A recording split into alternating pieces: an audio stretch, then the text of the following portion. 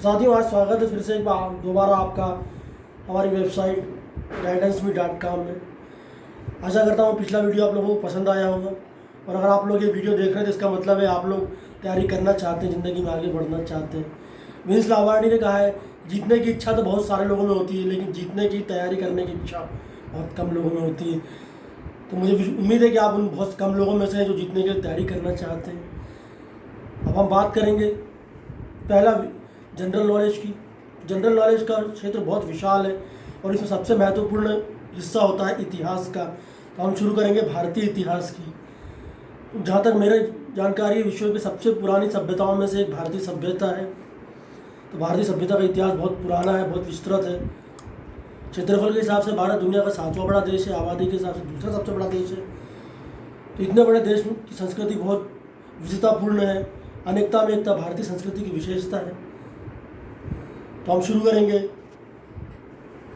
सामान्य ज्ञान, भारत का इतिहास।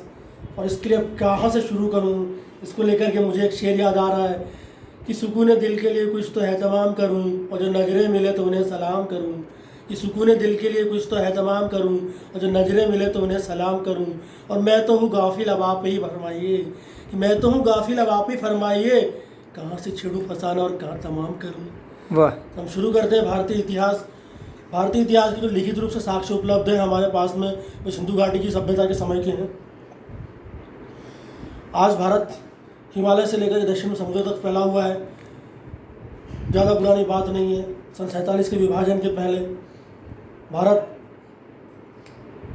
पेशावर तक फैला हुआ था, और 1937 में उसके पहले बर्मा को भारत से अलग किया गया। तब तक बर्मा भी भारत का ही एक भाग हुआ करता था। अंग्रेजों ने प्रशासनिक सुविधा की दृष्टि से बर्मा को भारत से अलग किया 1937 में। इसके बाद में जब अंग्रेज भारत छोड़ के गए तो 1947 में उन्होंने भारत का विभाजन कर एक नए देश पाकिस्तान को जन्म दिया 14 अगस्त 1947 की रात को।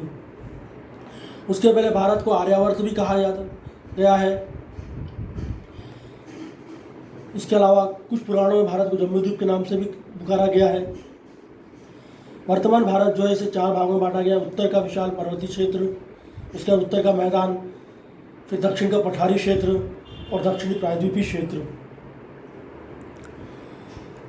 तो भारतीय इतिहास में सबसे महत्वपूर्ण हिस्सा है, सबसे पुराना हिस्सा है सिंधु घाटी की सभ्यता, जो कि पश्चिम में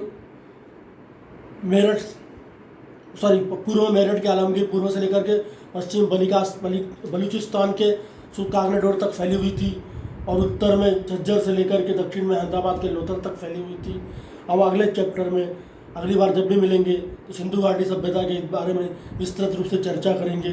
जाते जाते मैं आपको बताना चाहूँगा कि अगर आप सफल होना चाहते हैं तो असफलता से बिल्कुल न डरिए, और उसमें लेकिन एक चीज़ ध्यान रखिए कि हमारा जीवन इतना लंबा नहीं होता कि हम खुद ही गलतियाँ करके सीखें। हमें औरों की गलतियों से भी सीखना चाहिए, जैसा कि शिव खेड़ा ने अपनी प्रसिद्ध पुस्तक यू कैन विन में कहा है। इसी बात को प्रसिद्ध भारतीय कवि ज्ञानपीठ पुरस्कार विजेता सच्चिदानंद हिरानंद वात्स्यायनज्ञ ने एक बड़े ही खूबसूरत तरीके से कहा है कि दुख सभी को मांझता है, दुख सभी को मांझता है, और स्वयं को मुक्ति देना यह जाने या न जाने, पर जिन्हें मांझता है उन्हें सीख देता है कि वे औरों को उस दुख से मुक्त रखें।